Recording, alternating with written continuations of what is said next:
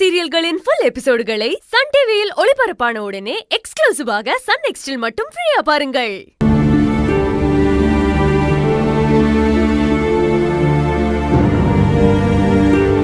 ஏனா நேத்து சில விஷயத்த யோசிச்சு பார்த்தேன். உன் மாமியார் பேசுற பேச்சு இருக்க ஆத்தாடி ஆத்தா. முன்னாடிலாம் நான் வந்தா என்னை கண்டதை எந்திரிச்சு ஓடும். நேத்து அந்த பேச்சு பேசுது. நீயும் கேட்டுட்டு பேசாம தானே இருந்த. அது சரி, நீங்க எல்லாம் திருந்தி நல்ல மனுஷன் ஆகிட்டீங்களப்பா.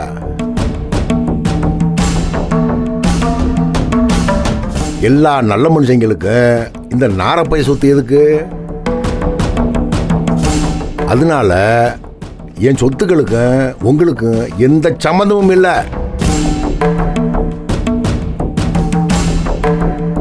கதிர்வேலன், நீ எல்லாம் முன்னாடி நிற்க வேண்டிய ஆளு. நேத்து குடும்பமா கட்டி பிடிச்சு நின்னீங்களே, அடடா கண்கொள்ள காட்சிப்பா. மனசு குளிர்ந்து போச்சு. ஏப்பா, உங்க பேர்ல ஒரு கம்பெனி இருக்குல்ல, அது யார் சம்பாரிச்சது? ஏப்பா, நீங்க தான் இப்ப நல்லா பேச கத்துக்கிட்டீல்ல, அன்னைக்கு என் கையை பிடிக்கிற அளவுக்கு வந்துட்டீல்ல, பட்டுன்னு சொல்லுங்கப்பா, யார் சம்பாரிச்சது? யார் சொத்தது? உங்க சொத்து தான் அண்ணே. அது எப்படின்னு? இந்த குடும்பத்து விஷயத்துல நீ மூக்கு நுழைக்க கூடாது. நீ ஒண்ட வந்தவன். ஒரு நாள் 2 நாள் இருந்து தின்னு விட்டு ஓடுற ஒட்டு நீ வாய் திறக்க கூடாதாமா. கதிரு, உன் பாசமலர் என்ன கேட்கிறான்னு புரியுதா உனக்கு? நீ அந்த கம்பெனிக்காக ஓடா தேஞ்சி உழைச்சிருக்க, அதனால உனக்கு அதுல பங்கு இருக்குன்னு சொல்ல வர்றாங்க. ஆனா நீ மானசப்பா, நீ சொல்ல மாட்ட. உனக்குத்தான் உழைச்சன்னு நல்லா தெரியும்ல, அப்புறம் எப்படி உழைச்சன்னு வாய் கூசாம சொல்லுவ? சொல்ல மாட்டீல நீ.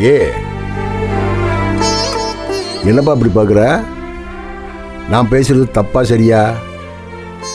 ஒன்று செய்வோம்ப்பா, அந்த பத்மநாபங்கிற ஒரு பேரை தவிர கம்பெனியில் வேலை பார்க்குற யாராவது 3 பேரை சொல்லி அவன் என்ன வேலை பார்க்குறாங்கன்னு மட்டும் நீ சொல்லிடு.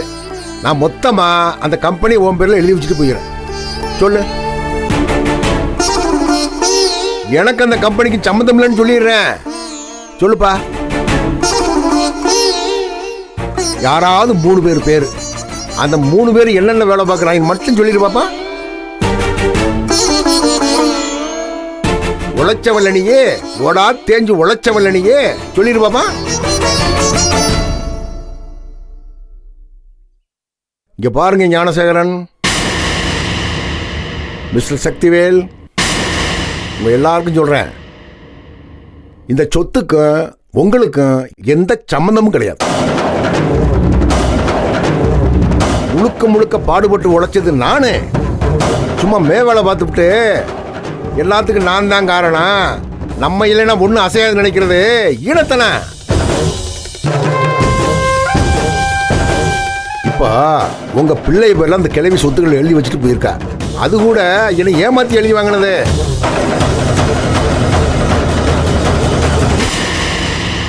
உங்களுக்கு மான ரோசம் கொஞ்சமாவது இருந்துச்சுன்னா அந்த சொத்தை என்கிட்ட கொடுத்துருங்க.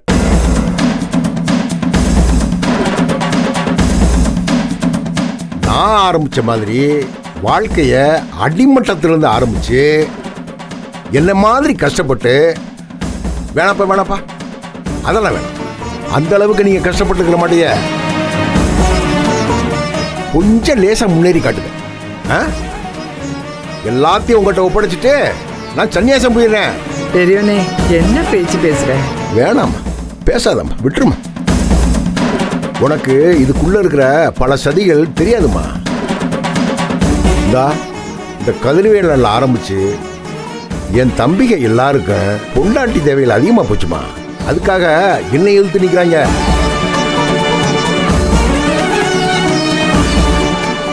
அம்மா, ஆம்பளைங்கிறது பிள்ளை பத்துக்கிறது மட்டும் இல்ல, பெத்த பிள்ளைகளை தான் உழைப்பால சுய சம்பாத்தியத்துல வளர்த்து காட்டான அவன் தான் உண்மையானாம்பல. அதை செஞ்சு காட்டுட்டேன். அப்போ ஒத்துக்கிறமா இவங்க என் கூட பிறந்த ஆம்பளை இல்லை? ஏம்மா இப்ப கூட இவங்களை இந்த வீட்டை விட்டு வெளியே போங்கன்னு சொல்லல, தெருவுல போய் நில்லுங்கன்னு சொல்லல. இங்க இருந்தே ஆரம்பிக்கிட்டேன். இந்த வீட்டுல இருந்து ஜெயிக்கட்டும், ஜெயிச்சு காட்டட்டுமா? அதுக்கப்புறம் சத்தியமா அந்த ஊரை கூட்டி என் தோல்வியை ஒத்துக்கிட்டு சொத்தெல்லாம் இவங்கிட்ட கொடுத்துட்டு நான் ஓடிடுறேம்மா. இது சத்தியம்மா.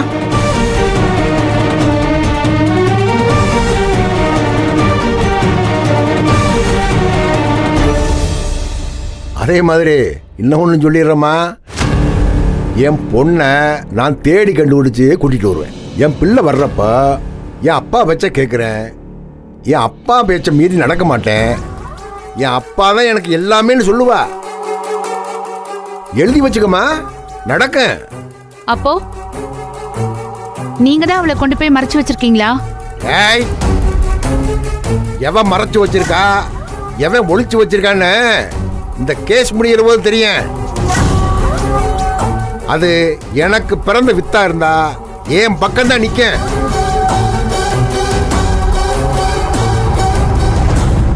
என் பிள்ளைய பத்தி பேசுறதுக்கு இங்க இருக்கிற யாருக்கும் தகுதி இல்லை. நீங்க உங்க விஷயத்தை மட்டும் பேசுங்கப்பா, அதுல உள்ள வராதீங்க. நீங்க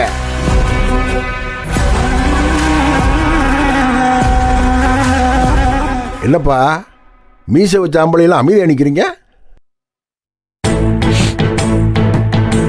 எங்களுக்கு உங்க சொத்து வேணாம். உனக்கு பிள்ளை குட்டி கிடையாது, நீ தைரியமா சொல்லிட்ட. உன் அண்ணன்மா இருக்க அப்படி இல்லையே, ஆம்பளத்தனத்தை காட்ட பிள்ளைகளை பத்து போட்டுருக்காங்கல்ல, அவங்கள சொல்ல சொல்லு. இல்ல, நான் அவங்களுக்கும் சேர்த்து தான் பேசிக்கிட்டு இருக்கேன். இங்க யாருக்கும் உங்க சொத்து, உங்க பேரு, உங்க மரியாதை இது எதுவுமே வேண்டாம். இனி குணசேகரம் வேற, நாங்க வேற.